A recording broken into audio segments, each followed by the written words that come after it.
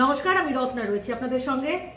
এই মুহূর্তে রাজনৈতিক দল তারা প্রত্যেকেই নিজেদের উত্থান পতন নিয়ে চুলচেরা বিশ্লেষণ করছেন এবং সকলে বিভিন্ন রকম মতামত দিচ্ছেন, বিভিন্ন ভাবে বিশ্লেষণ হচ্ছে।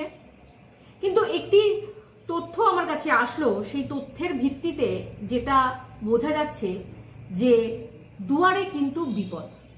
এবং এই লোকসভা ইলেকশনে 2024-এর লোকসভা ইলেকশনে বিজেপির এত খারাপ রেজাল্ট হলো চারটি রাজ্যে, মহারাষ্ট্র, রাজস্থান, পশ্চিমবাংলা এবং উত্তরপ্রদেশে। কেন?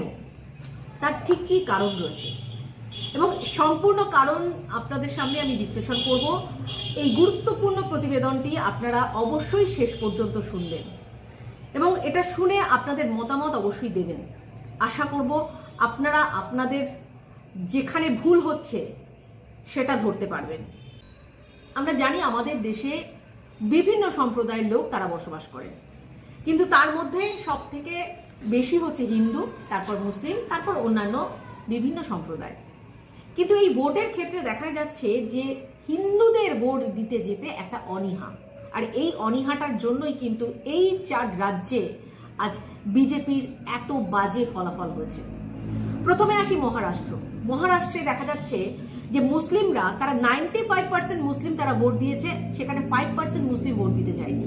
এবং হিন্দু 57.33%, হিন্দু 57.33% তারা ভোট দিয়েছে, সেখানে দাঁড়িয়ে 42.67% হিন্দু ভোট দিতে যায়নি।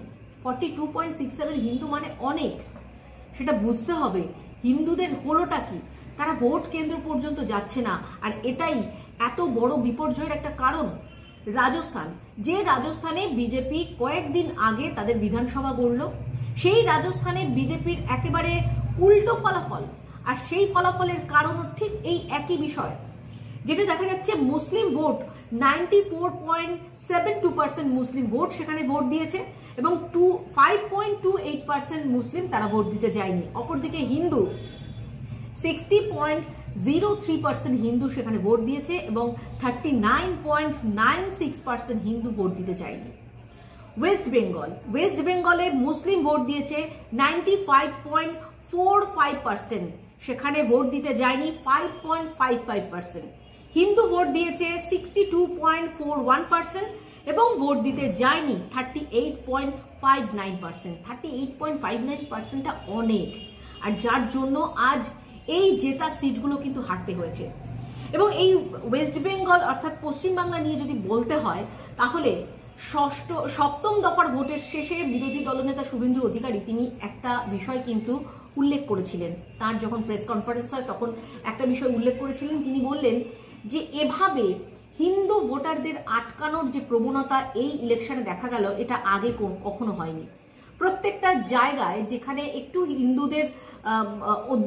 হিন্দু কম, সেই সব জায়গাতে মুসলিমরা ঢেলে ভোট দিয়েছে, কিন্তু হিন্দুদের বাড়ি থেকে বেরোতে দেওয়া হয়। গুন্ডা বাহিনীরা কাজ করেছে, তৃণমূলের গুন্ডা বাহিনীরা কাজ করেছে, সশস্ত্রভাবে কাজ করেছে, সেখানে কিন্তু এই কাজগুলো করেছে। তারা হিন্দু ভোটারদের বাড়ি থেকে বেরোতে দেয়নি।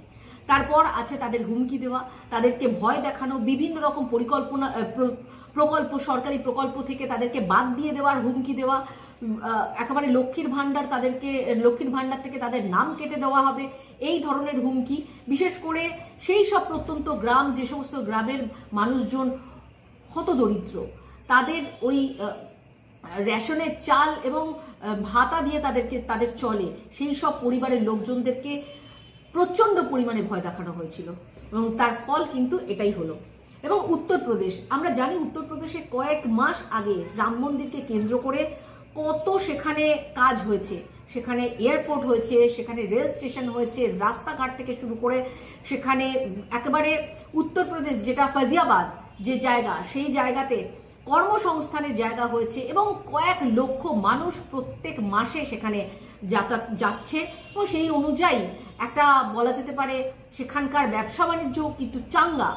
সেই জায়গায় দাঁড়িয়ে উত্তরপ্রদেশে সেই ফৈজাবাদে একেবারে 17,175 এইরকম কিছু হবে ভোটে বিজেপি কিন্তু হেরে গেছে।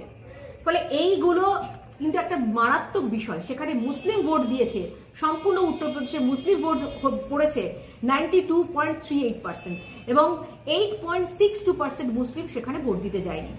হিন্দু ভোট পড়েছে 61.07% এবং 49.93% হিন্দু ভোট দিতে যায়নি। 49.93 মানে 50% হিন্দু ভোট দিতে যায়নি। তার মানে বুঝতে পারছেন ভোটটা কোথায়, কিভাবে ভোটটা কম পড়েছে।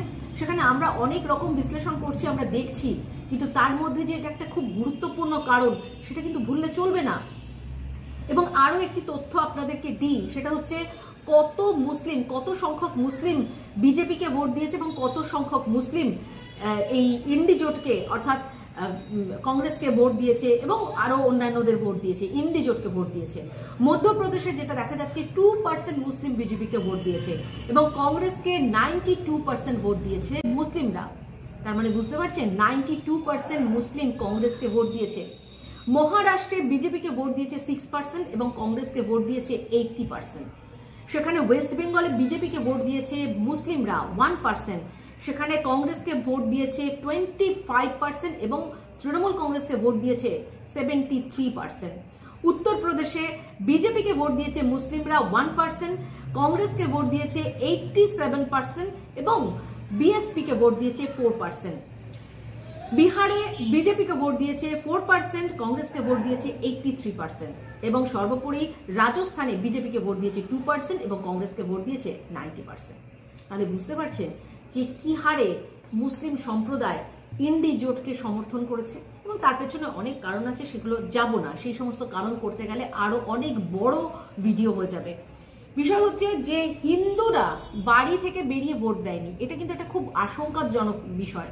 এবং আমরা সামনে একটি সমীক্ষা বেরিয়েছিল 2015 সাল পর্যন্ত, সেই সমীক্ষাতে দেখা গেছে যে 8%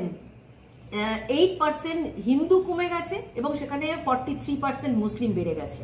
আর তার পেছনে সেই একটাই কারণ, হিন্দুদের অলসতা। হিন্দুরা বিয়ে করতে চাইছে না, হিন্দু মহিলারা বিয়ে করতে চাইছে না, ছেলেরা বিয়ে করতে চাইছে না, তাদের সন্তান করতে তাদের সমস্যা হচ্ছে, বিভিন্ন ইস্যু সামনে আসছে, আর যার ফলে হিন্দুদের সংখ্যাও কিন্তু কমে যাচ্ছে।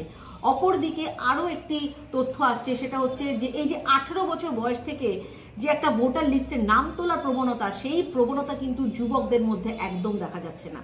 প্রায় 80% কাছাকাছি যুবকরা তারা এই ভোট পর্ব থেকে একদম আলাদা থাকতে চাইছে। তারা গেমের মধ্যে ইনভলভ হচ্ছে, শেয়ার মার্কেটে ইনভলভ হচ্ছে, কিন্তু ভোট দিতে তারা চাইছে না। ফলে হিন্দুদের কিন্তু দুয়ারে বিপদ। আর এই যদি পরিসংখ্যান হয়, হিন্দুরা বাড়িতে বসে বসে তাদের মূল্যবান ভোটটাকে যদি নষ্ট করে এবং সঠিকভাবে দেশকে পরিচালনার জন্য যদি নিজেদেরকে নিয়োগ না করে, তাহলে কিন্তু আরো সমস্যায় পড়তে চলেছে হিন্দু জাতি আগামী দিনে। এবং এই কাজটা শুধুমাত্র বাড়িতে বসে হবে না, এই কাজটা সংগঠনকে করতে হবে। মুসলিমরা একটা জিনিস খেয়াল রাখবেন, মুসলিমরা কিন্তু একজোট হয়ে রয়েছে। সেই একজোট হয়ে থাকা মুসলিম তারা ইন্ডি জোটকে যে ভোট দিয়েছে, সেই ভোটের মাধ্যমে কিন্তু ইন্ডি জোটের আজ এতটাই সফলতা। এবং বিজেপি যদি এই 272কে ক্রস করে যেত, আজকে কিন্তু অনেক একটা শক্তপোক্ত সরকার হতো। আর এই শক্তপোক্ত সরকার গঠন করতে পারলো না একমাত্র সেই অলস হিন্দুরা, যারা বাড়িতে বসে বসে সময় নষ্ট করে তাদের মূল্যবান ভোটটাকে নষ্ট করেছে। এবং এই বিষয়ে সরকার কতটা আগ্রহী হবে, সরকার কোনো পদক্ষেপ নেবে কিনা, বিভিন্ন রকম ভাবে ক্যাম্পেনিং করবে কিনা, সেই দিকে লক্ষ্য রাখার এখন বিশেষ দরকার।